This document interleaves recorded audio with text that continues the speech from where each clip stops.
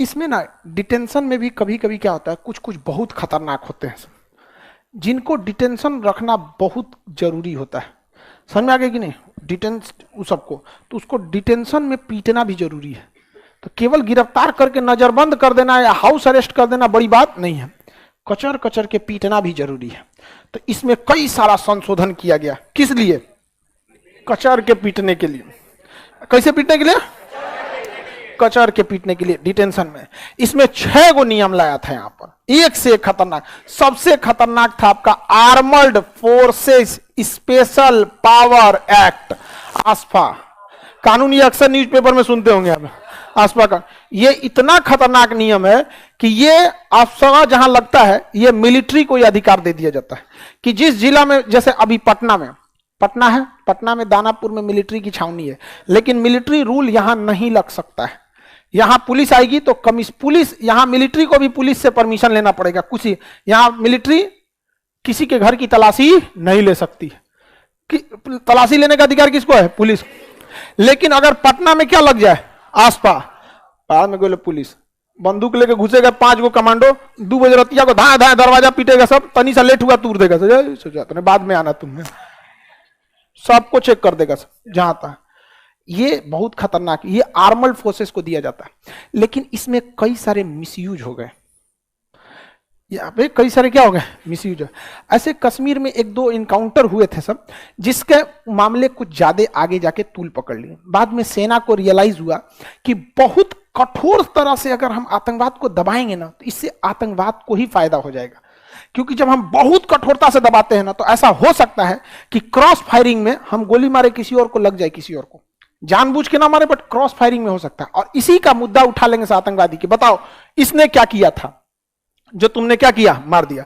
ऐसे कश्मीर में एक मामला आया था जिसमें कोई लड़का स्कूल में था जिस टाइम पे, उसके ऊपर ये कानून लग गया था और इत्तेफाक से वो स्कूल में मार कर लिया और स्कूल का प्रिंसिपल उठा के उसको पुलिस को बुला दिया। तो पुलिस यहां लिख रही है कि ये इसकी गिरफ्तार किया गया और दूसरे और क्रॉस फायरिंग में उसको गोली लग गई। ऐसा मामला आतंकवादी खोजते हैं सब। तब आर्मी ने रियलाइज किया कि हमने तो आसफा कानून लाया था आतंकवाद को कम करने के लिए। हम आतंकवादी एक मारते थे लेकिन 4 पैदा हो जाते थे, क्योंकि आतंकवादी भावनाओं से खेल लेते थे। तब सेना ने अपने चीजों में बदलाव किया, आसफा नियम को हटाया। अब आतंकवादियों को भावनात्मक सेना ने करना चालू किया। अब कोई आतंकवादी घेर लेते हैं तो सेना चारों ओर से घेर के गोली चलाती है ताकि उसकी गोलियां खत्म हो जाए। जब गोलियां खत्म हो जाती है तो आराम से बुलाया जाता है, बेटा आजा, मैं वादा करता हूं तुझे नहीं मारूंगा। आप ऐसे वीडियोस देखे होंगे बहुत, समझ में आ गया कि नहीं? इससे आतंकवादियों का मनोबल टूट जाता है।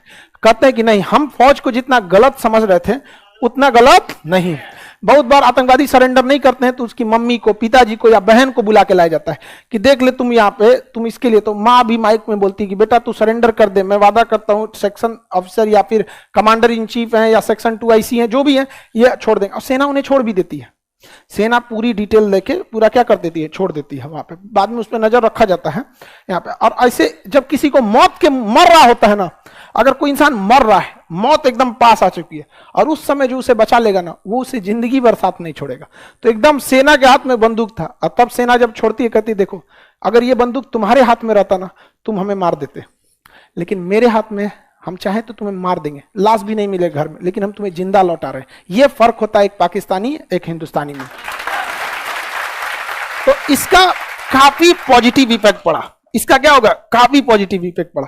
जैसे आप ही लोग हैं, नहीं पढ़ते हैं तो हम आपको पीटते हैं, लेकिन बाद में आपको हम कहते भी कि देखो बाबू पढ़ो। लेकिन अगर कोई नहीं पढ़े अब मार को हाथ पर तूड़ दे यहाँ पे, तो हो सकता है कि 1 हफ्ता तक लड़के पढ़ाई करें, लेकिन कल्पना कीजिए 6 महीने बाद ये क्लासरूम क्या होगा, भाग जाएगा समझ। यहाँ पे कई को तो आगे बैठना आप कैंसिल कर दिए, समझ में आया कि नहीं आ गया?